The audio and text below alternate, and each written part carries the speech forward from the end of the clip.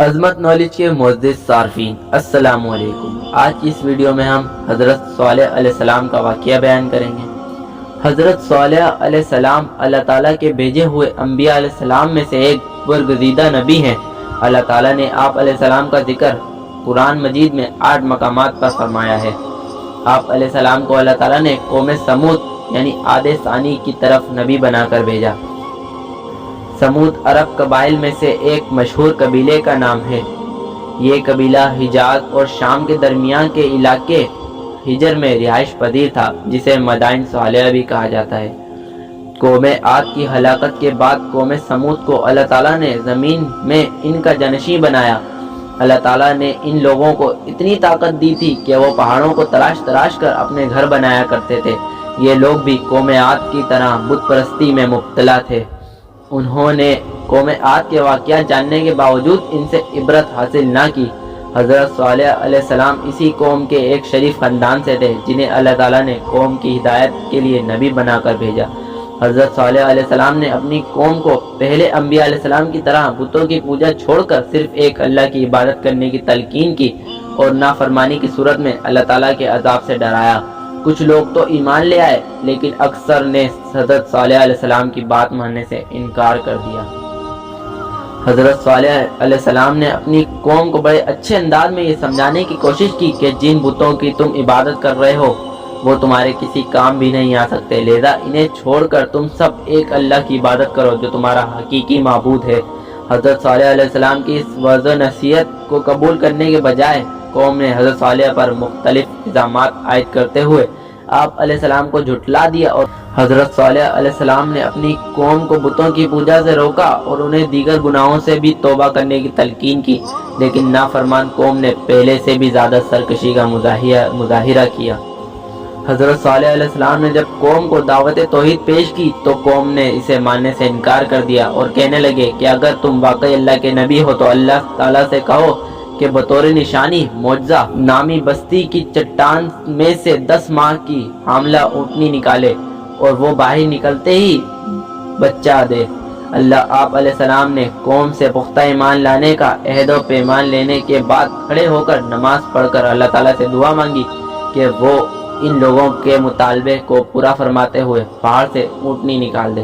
چنانچہ اللہ تعالیٰ نے حضرت صالح علیہ السلام کی دعا قبول فرما لی۔ پہاڑ کی ایک چٹان پھٹی اور اس میں سے ایک بہت بڑی حاملہ اونٹنی نکل آئی، جس نے باہر نکل کر قوم کے سامنے بچے کو جنم دیا۔ جب قوم سمود نے اپنی آنکھوں سے معجزہ ظاہر ہوتے دیکھ لیا تو انہیں آپ علیہ السلام کی عظمت کا احساس ہوا اور وہ مرعوب ہو گئے، کیونکہ اونٹنی کا پہاڑ سے نکلنا اللہ تعالیٰ کی قدرت کی ایک واضح نشانی اور آپ علیہ السلام کی نبوت کا ایک ناقابل تردید ثبوت تھا۔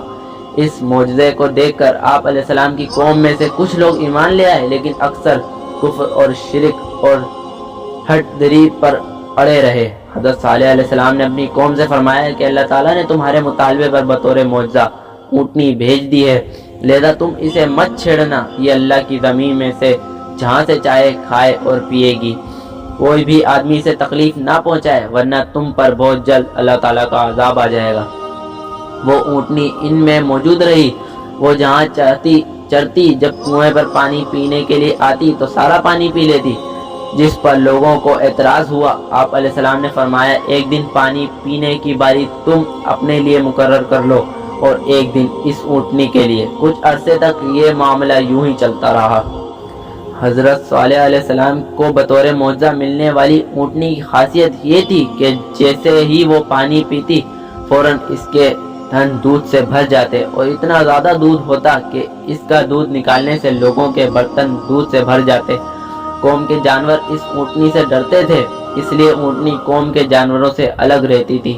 حضرت صالح علیہ السلام نے اونٹنی کے بارے میں اپنی قوم کو سمجھا دیا تھا کہ اسے کوئی بھی تکلیف نہ پہنچائے، ورنہ اللہ تعالیٰ کی طرف سے تمہیں عذاب گھیر لے گا۔ لیکن آپ علیہ السلام کی قوم نے آپ علیہ السلام کی بات کو اہمیت نہ دی اور جمع ہو کر یہ طے کیا کہ اس اونٹنی کو قتل کر دیں تاکہ سارا پانی ہمیں مل جائے۔ حضرت صالح علیہ السلام کو جب اونٹنی کے مرنے کی اطلاع ملی تو آپ علیہ السلام فوراً تشریف لائے اور اونٹنی کو مردہ حالت میں دیکھ کر رو دیے۔ اور اپنی قوم سے مخاطب ہو کر کہا کہ اب تمہیں 3 دن کی مہلت ہے، تم اپنے انجام کا انتظار کرو، کل تمہارے چہرے زرد، پرسوں سرخ اور تیسرے دن کالے ہو جائیں گے۔ اس کے بعد چوتھے دن عذاب الہی آ جائے گا۔ حضرت صالح علیہ السلام کی پیشنگوئی کے مطابق دوسرے دن ہی عذاب الہی کی علامت ظاہر ہونے لگی اور لوگوں کو اپنے بارے میں فکر ہونے لگی۔ انہوں نے حضرت صالح علیہ السلام سے عذاب کو ٹالنے کی صورت دریافت کی اور اونٹنی کے بچے کو بھی تلاش کیا مگر وہ نہ ملا۔ آخرکار انہوں نے حضرت صالح علیہ السلام کو شہید کرنے کا منصوبہ بنایا، لیکن حضرت صالح علیہ السلام کو اللہ تعالیٰ نے ان کی قوم کے برے ارادے سے آگاہ کر دیا اور آپ علیہ السلام رات میں وہاں سے نکل گئے۔ جب قوم سمود نے حضرت صالح علیہ السلام کو ملنے والے معجزے کی ناقدری کی اور اونٹنی کو ہلاک کر دیا تو اللہ تعالیٰ نے حضرت صالح علیہ السلام کی پیشنگوئی کے مطابق قوم سمود پر اپنا عذاب نازل فرمایا۔ انہوں نے اونٹنی کو بدھ کے دن قتل کیا تھا، وہ جمعرات، جمعہ اور ہفتہ کے دن زندہ رہے۔ اتوار کے دن صبح کے وقت اللہ تعالیٰ نے ان پر آسمان کی طرف سے ہیبت ناک چیخ مسلط کر دی، زمین میں زلزلہ برپا کیا جس سے تمام کفار کے جسموں پر کپکپی طاری ہو گئی۔ وہ اپنے گھروں میں جیسے بیٹھے تھے ویسے ہی بیٹھے بیٹھے بے جان جسموں میں تبدیل ہو گئے۔ صرف وہ لوگ زندہ بچے جو حضرت صالح علیہ السلام کی تعلیمات کے مطابق اللہ تعالیٰ پر ایمان لائے تھے۔ حضرت صالح علیہ السلام نے اپنی قوم کی تباہی اور بربادی پر نہایت غم و حسرت کا اظہار فرمایا۔ قوم کی ہلاکت کے بعد حضرت صالح علیہ السلام واپس ہجر علاقے میں آئے اور ایمان لانے والے 4000 افراد کو لے کر فلسطین تشریف لے گئے اور اپنی وفات تک وہیں مقیم رہے۔ ویڈیو اچھی لگے تو ویڈیو کو لائک کریں اور ہمارے چینل کو سبسکرائب